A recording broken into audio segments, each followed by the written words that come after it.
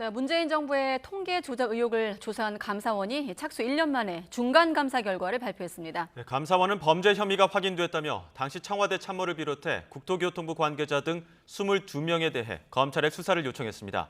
취재기자 연결합니다. 이승배 기자.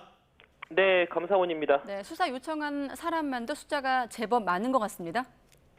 네, 그렇습니다. 감사원은 국가 통계가 조작됐다는 의혹이 국회 등에서 제기되자 지난해 9월 국토교통부와 통계청 등을 대상으로 감사에 착수했습니다.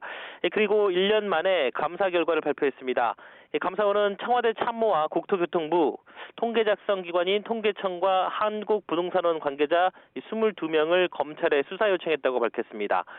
구체적으로 보면 청와대 관계자가 11명, 국토부 3명, 통계청 5명, 부동산원은 3명입니다. 정확히 누구인지는 감사원은 공개하지 않았습니다. 당하성, 김수현, 김상조, 이호승 청와대 전 정책실장 4명과 김현미 전 국토부 장관 등이 포함된 것으로 확인됐습니다. 이 혐의는 통계법 위반과 직권 남용, 업무방해 등입니다. 감사원은 이들이 통계 수치를 조작하거나 통계 서술 정보를 왜곡하는 등 각종 불법 행위를 했다고 설명했습니다. 문재인 전 대통령의 개입은 확인되지 않았다고 감사원은 밝혔습니다. 감사원은 이 밖에 범죄 혐의가 있다고 의심되는 7명에 대해서도 검찰에 수사 참고 자료를 보냈다고 덧붙였습니다. 네, 그럼 정확히 어떤 통계를 조작했다는 겁니까? 네, 언론 보도에 많이 알려진 대로 감사원이 조사한 분야는 크게 3가지입니다. 주택과 소득 그리고 고용인데요. 이번 감사원 조사의 방점은 부동산, 즉 주택에 있습니다. 감사원 조사 결과 청와대와 국토부는 지난 2017년 6월부터 2021년 11월까지 4년 4개월 동안 부동산원 통계 작성 과정에 부당한 압력을 행사해 통계 수치를 조작했습니다. 이번에 확인한 것만 94번이 넘는데요. 이 수치는 객관적 자료를 통해 보수적으로 잡아낸 최소 수치라고 감사원은 밝혔습니다.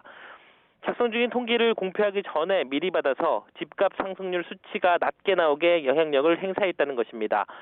수치가 높게 나오면 재검토를 지시하거나 상승 사유를 소명하게 하고 또 현장 점검을 요구해서 상승률을 낮추게 압박했다고 감사원은 설명했습니다. 특히 부동산 대책이 효과가 큰 것처럼 보이게 통계를 조작했다고도 덧붙였습니다. 감사원은 주요 조작 사례라면서 구체적인 발언도 일부 공개했습니다. 대통령 비서실은 집값 통계 수치를 보고받고 시장을 똑바로 보고 있느냐라고 국토부를 질책했고요. 국토부는 부동산원 직원을 사무실로 불러서 제대로 협조 안 하면 조직과 예산을 날려버리겠다 이렇게 말했다고 감사원은 밝혔습니다.